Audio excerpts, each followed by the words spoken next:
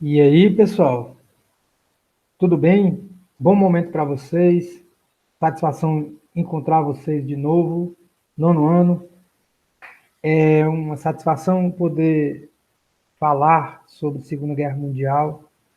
Talvez seja um dos temas mais lidos pelos adolescentes, dentre os temas que nós trabalhamos na história. Com certeza, dentro de uma literatura infanto-juvenil, livros, filmes, talvez, com certeza, está entre os três temas mais que repercute na faixa etária de vocês. É um tema que, obviamente, tem suas complexidades, mas eu vou fazer o possível para que a gente possa ter claro o seu objetivo e também não ser superficial nas nossas colocações. Então, convidar vocês a que possam estar acompanhando comigo esse, esse slide para que a gente possa ir caminhando nessas discussões pertinentes à Segunda Guerra Mundial.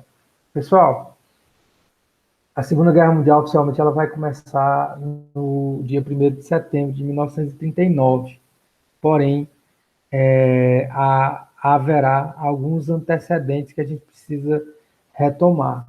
A gente precisa lembrar vocês de temas que já vimos anteriormente, como a crise de 29, né, ou seja, a questão da queda da Bolsa de Nova York, que vai interferir na economia mundial. Os Estados Unidos produzia 42% de tudo aquilo que era consumido no mundo, e isso vai provocar um esgotamento no processo produtivo, porque a Europa ainda estava em processo de recuperação ainda da Primeira Guerra Mundial. Então, a crise de 29 vai abalar mais do que eles imaginavam. Como também, juntamente e paralelo a isso, como consequência, a ascensão dos fascistas na Europa, a política de apaziguamento que vai se dar em decorrência do que nós conhecemos já como o Tratado de Versalhes, que vai ser celebrado no ano de 1919, onde a Alemanha vai ser responsabilizada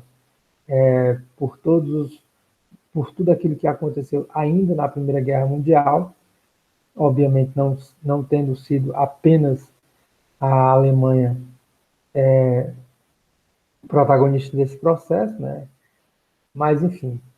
E a Guerra Civil Espanhola, que também já vimos recentemente, quando trata dos ataques da Luftwaffe, que a gente vai falar hoje também, alemã, sobre a cidade de Guernica e todo o conflito da disputa da Guerra Civil Espanhola, que vai se iniciar em 36 e vai se encerrar em 39, a Guerra Civil Espanhola. E o avanço japonês, que era uma outra guerra, que a gente não tinha, normalmente a gente não tem conhecimento amplo dessa guerra, mas havia uma guerra geopolítica muito pesada na região do Pacífico, em que o Japão ele já demonstrava condições de querer mandar naquele território, certo? Então, esses antecedentes eles são fundamentais para que nós possamos entender o contexto do qual nós iremos falar hoje. E aí, um outro ponto também que é interessante citar é que a guerra ela vai se forjar por três grandes grupos que eles vão chamar de eixo Roma, Berlim e Tóquio. Roma fazendo referência à Itália, Berlim à Alemanha e Tóquio ao Japão. Onde esses três líderes, né, Hirohito no Japão, Hitler na Alemanha e Mussolini na Itália, eles vão comungar dos mesmos valores, das mesmas ideias e dos mesmos ideais. O Japão, inclusive, ele tinha, desde a década de 20, interesse em disputar território com os Estados Unidos. E isso a gente vai ver mais na frente, no final da aula, quando nós formos falar sobre o ataque a Pearl Harbor. Né? E aí, mostrando que o Hirohito, ele tinha uma proximidade com Hitler e Mussolini, ele vai efetivar essa aproximação, também alegando o combate ao comunismo, porque a União Soviética estava se expandindo e, obviamente, o território no qual eles ansiavam também era disputar o Pacífico, já sabendo que o acesso a países europeus do Ocidente ele teria bastante dificuldade. E em 36, o Japão ele derrota a China e conquista o que ele chamava de faixa oriental. Então, percebam também essas características. Vejam aí o mapa, os espaços conquistados e quando foram conquistados pelo Japão durante aquele período. Ou seja, toda uma compreensão, inclusive, mitológica da figura do samurai, também de guerreiros que lutam até a morte.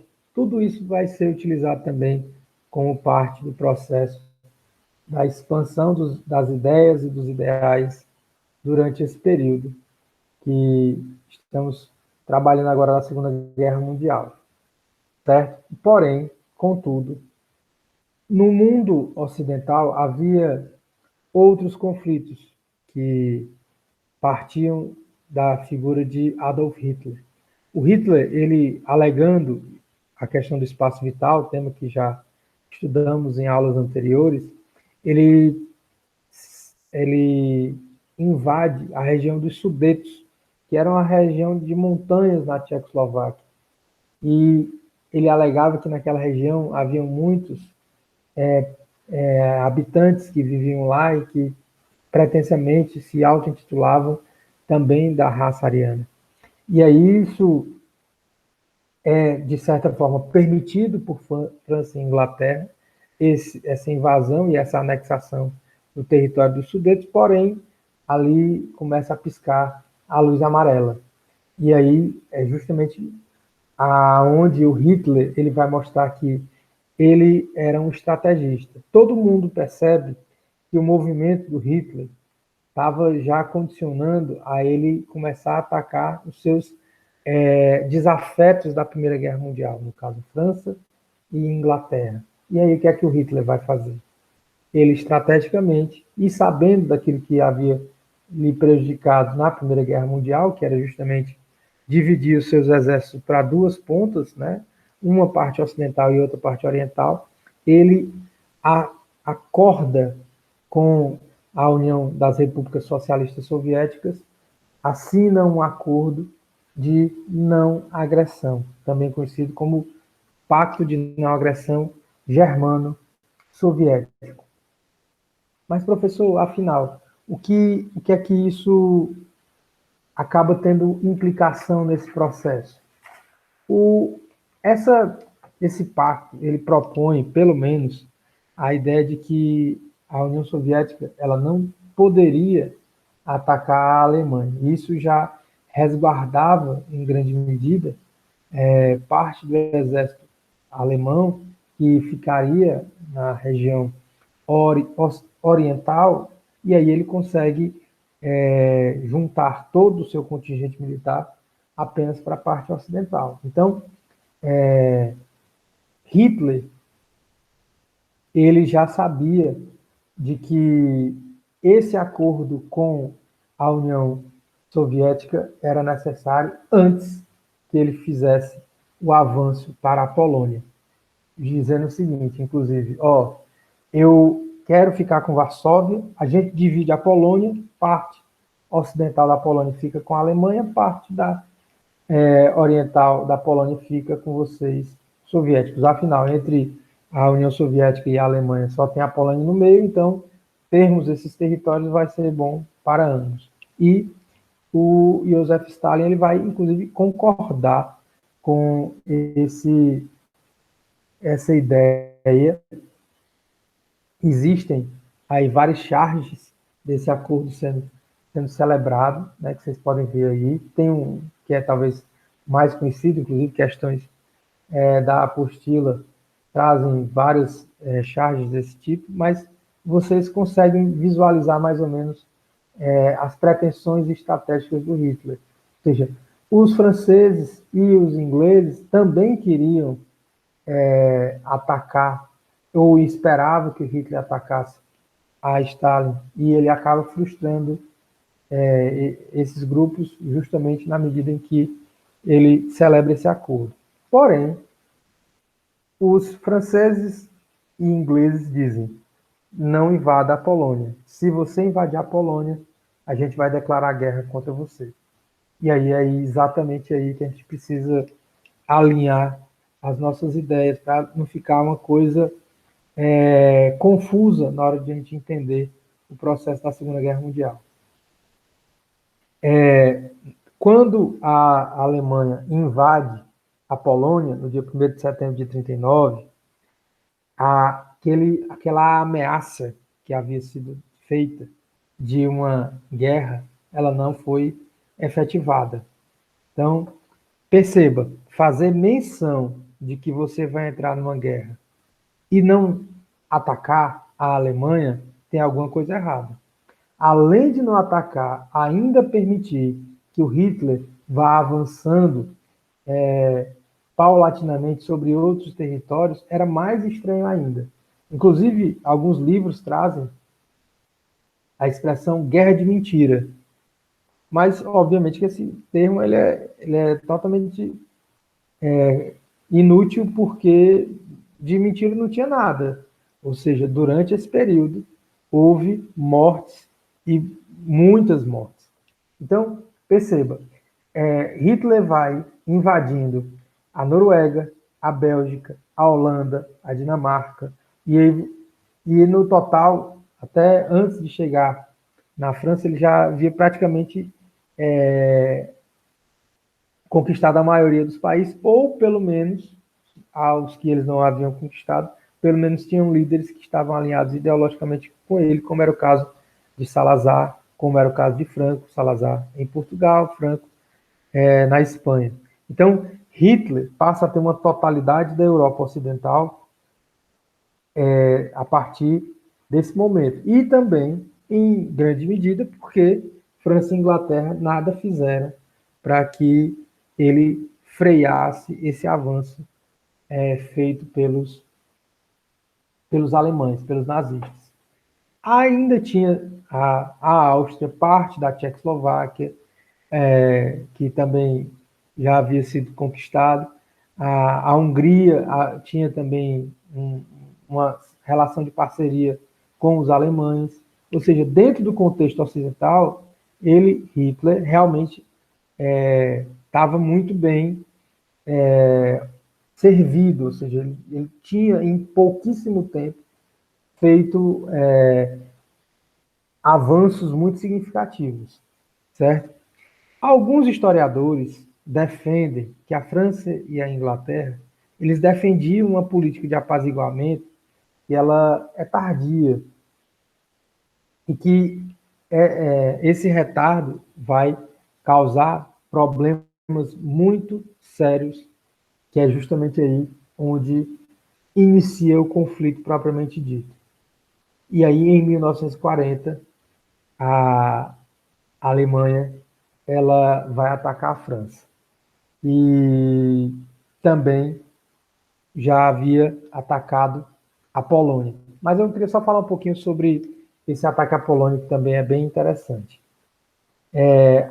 O Hitler ele vai criar uma tática de guerra chamada Blitzkrieg, que é justamente você atacar pelo ar e por terra, e de forma rápida, e também com a infantaria. Ou seja, ele tinha tanques de guerra, ele tinha aviões, e ele também tinha homens armados, né? Então, dentro desse contexto, quando ele invade a Polônia, então ele já está preparado, já tinha invadido inclusive a Bélgica, para poder entrar em território francês. Como assim os franceses achavam que ele iria repetir a mesma tática da Primeira Guerra Mundial? E aí os franceses mostram o tanto quanto eles estavam preparados para aquele conflito. Então, eles chamam esse período de fracasso da linha Maginot.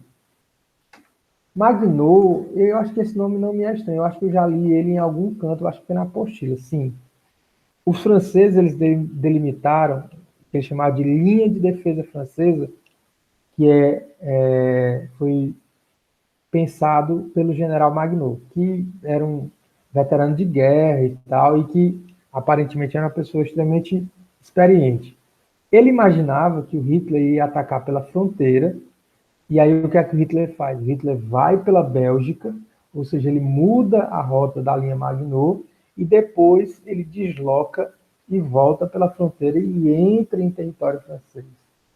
Ou seja, aquela estratégia do general Maginot, ele foi por terra. O Hitler conseguiu avançar sobre o território francês e ainda teve um outro fator, o território francês é bem grande, é um dos maiores países da Europa. Né? Então, o que é que ele faz? Ele divide as estratégias com a França. Então, você tinha ao norte a invasão alemã, e ao sul você tinha uma espécie de regime colaboracionista de Vichy, né, que era comandado pelo general Pitar. Então, de certa maneira, a França já não estava tão, como é que eu posso dizer, em condições de reagir ao ataque alemão. Então, na medida que eles atacam a Alemanha, aí eu vou mostrar a vocês, perdão, os alemães atacam a França, eles vão iniciar um processo que eu queria mostrar para vocês aqui,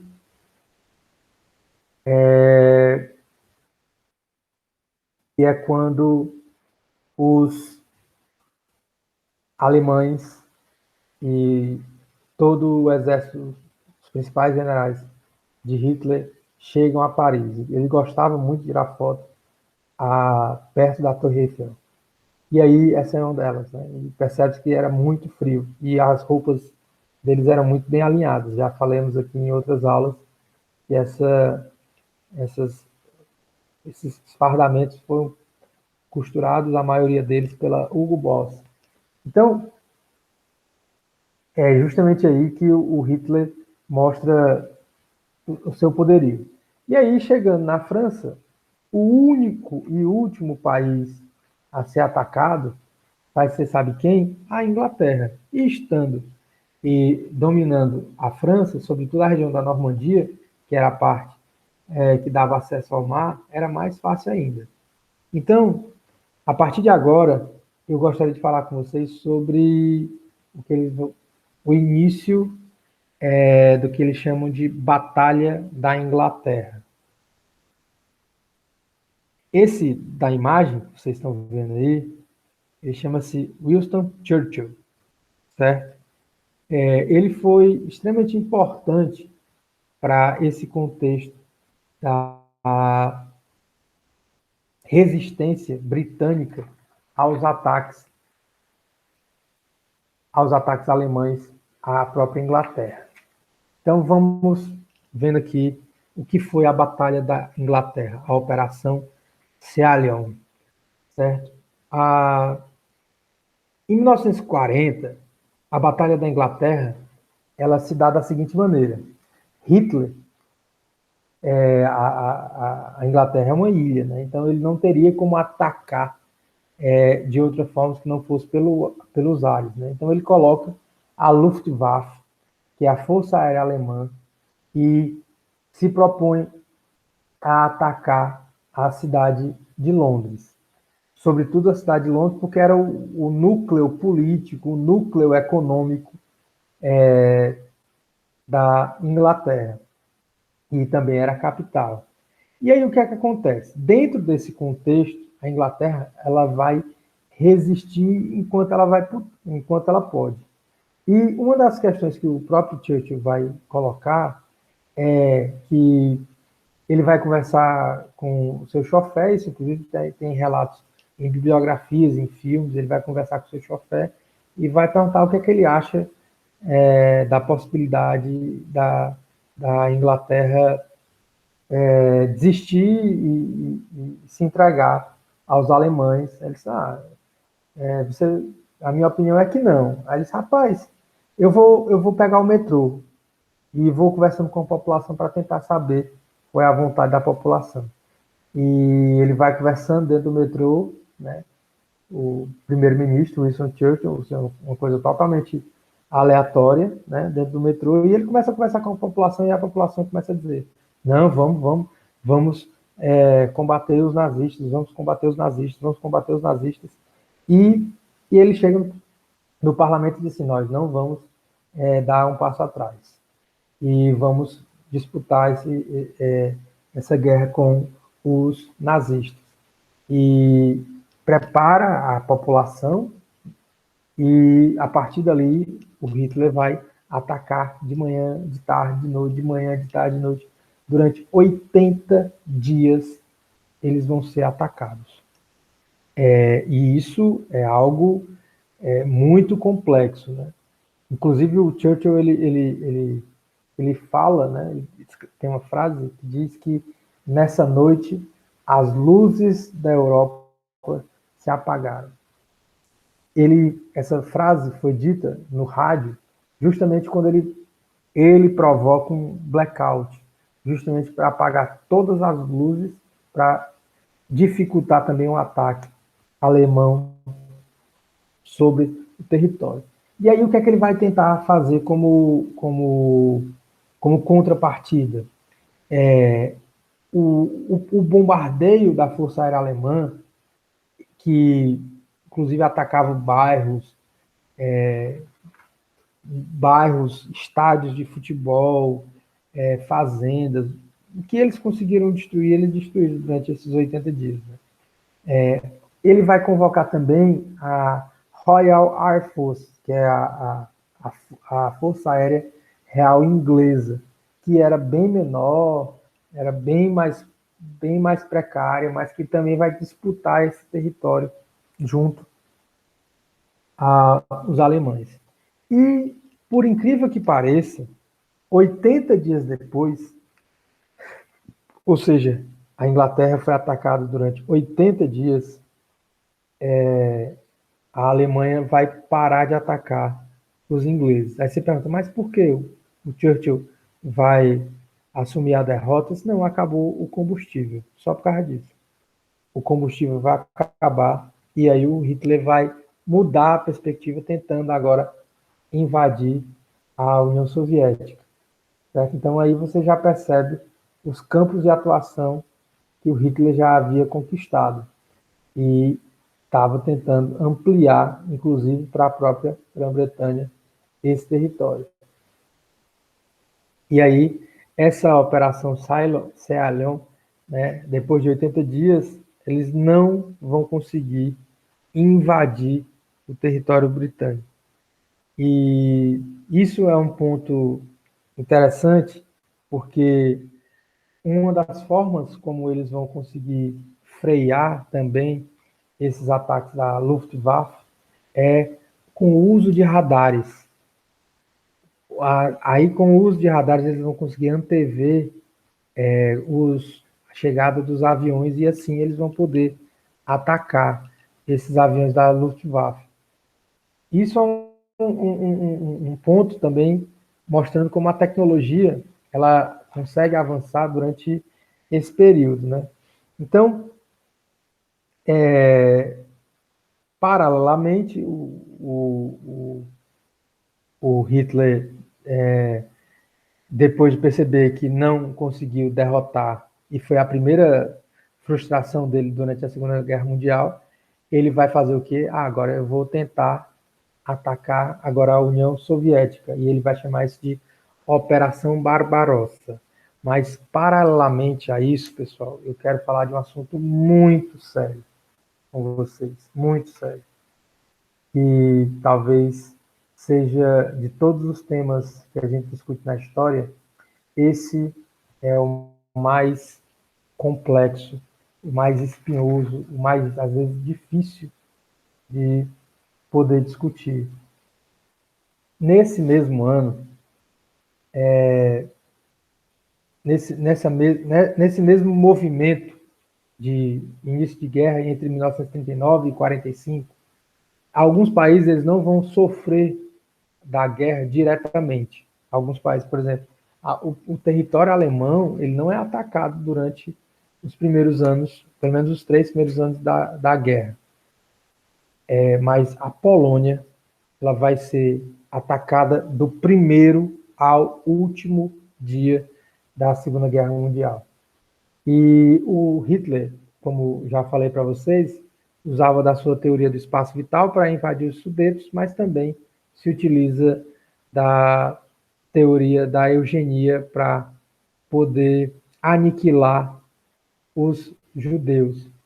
E um dos espaços onde esses judeus vão ser colocados vão ser justamente em Varsóvia.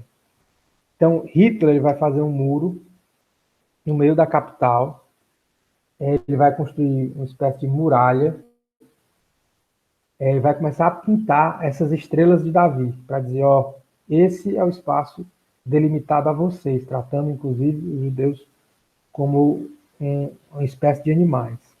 E aí ele estabelece essa muralha, um arame farpado, coloca a população judia nesses guetos, e todo dia os Stuka, que é os aviões da Luftwaffe, passavam e jogavam bomba aleatória, qualquer parte de Varsóvia. Então você imagina, os caras ficaram presos por 6 anos, todo dia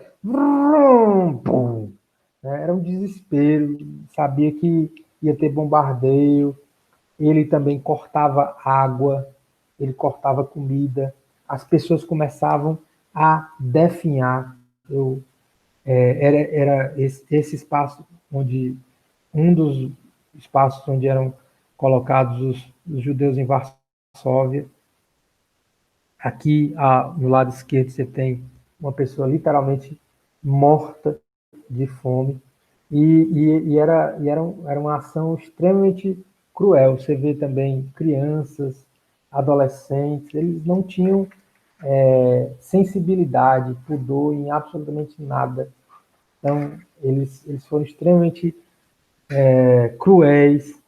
Talvez por isso que eu falo que é um tema extremamente sério e complexo, justamente por essa situação. Então, e se você nunca assistiu, lhe convido a assistir O Pianista. E está aí na tela a imagem do seu computador, do seu celular, que também passa em Varsóvia, né? Vale muito a pena assistir. Ele vai mostrar essa tragédia que foi o gueto de Varsóvia. E o pior, se você está espantado com essas imagens, isso aqui não foi a pior parte do ataque alemão aos poloneses. A pior parte está aí, chama-se Auschwitz. Né?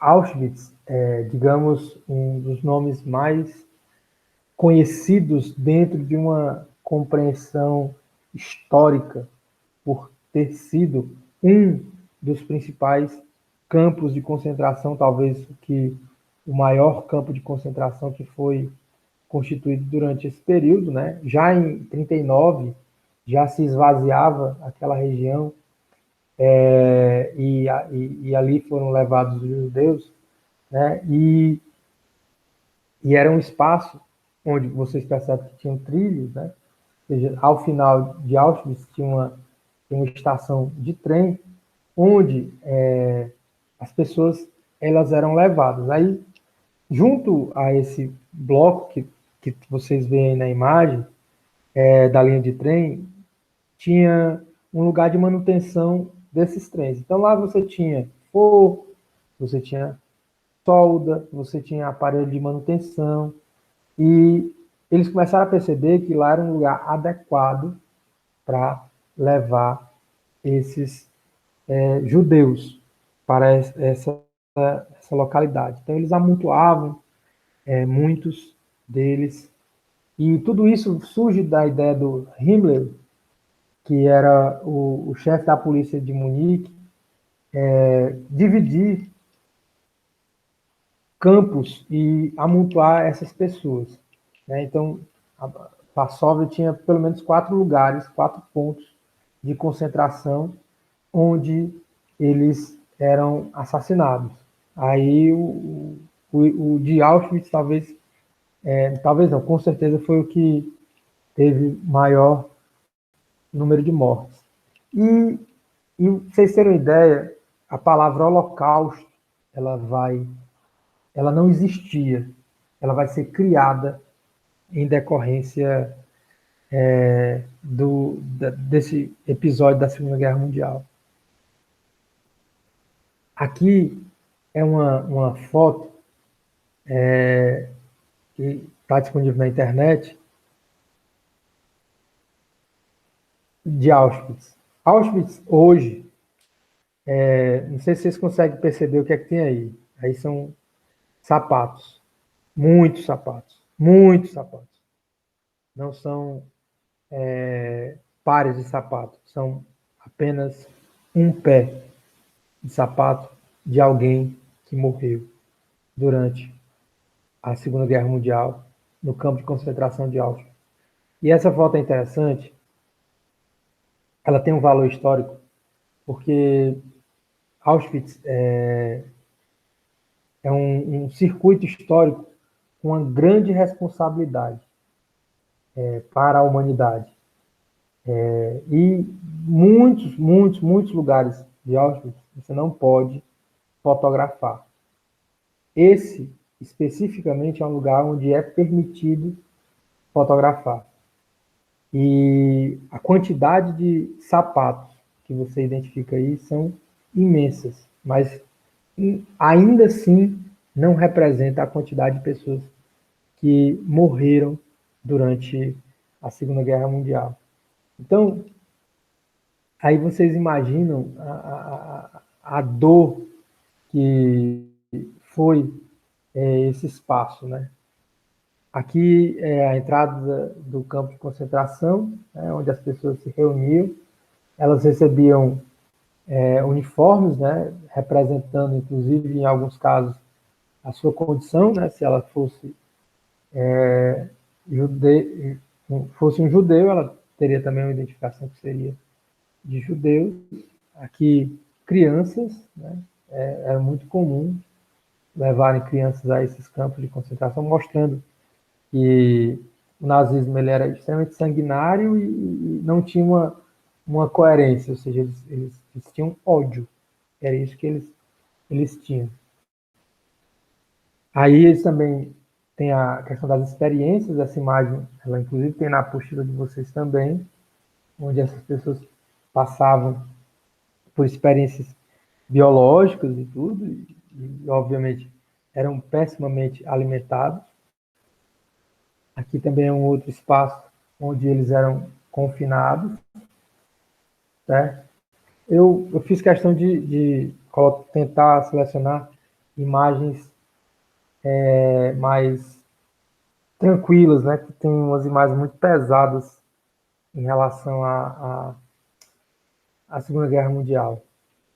E talvez eu acho que de tudo aquilo que eu falei hoje, pessoal, eu acho que dentro dessa discussão dessa aula, eu acho que o que cabe como fundamental e como reflexão nossa é que o autoritarismo ele é muito ruim para a humanidade e que esse autoritarismo ele pode se tornar nesses modelos que nós acabamos de ver e falar hoje. Então,